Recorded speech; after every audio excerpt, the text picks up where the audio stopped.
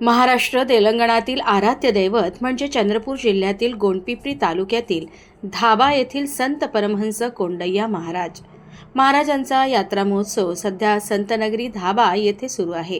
या महोत्सवातील मुख्य आकर्षण म्हणजे अग्निकुंड प्रभावळ।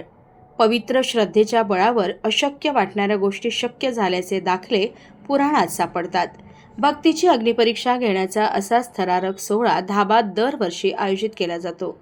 संतनगरी अशी ओळख असलेल्या धाबा गावात लालबुंद निखाऱ्याने तुडुंब भरलेल्या कुंडातून भक्त अणवाणी पायाने चालत जातात।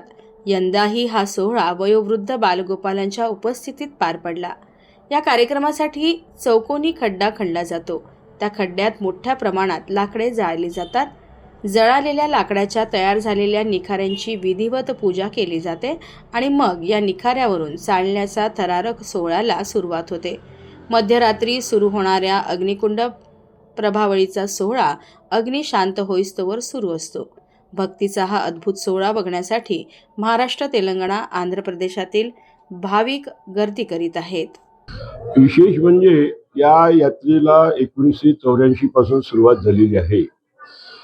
श्री संत परमहंस कोंडय्या महाराज संस्थान धाबा जन्म जयंतीचा यात्रा महोत्सव हा 7 दिवसाचा असतो आणि लाखो भाविक तेलंगणा, आंध्र प्रदेश, महाराष्ट्रातून येत असतात। या यात्रेचं विशेष म्हणजे शेवटच्या दिवशी भव्य अग्निकुंड प्रभावरी कार्यक्रम असतो। अग्निकुंडातून भाविक लोक लखलखत्या निखाऱ्यातून पायी चालत असतात आणि हे त्या यात्रेचं विशेष महत्त्व आहे।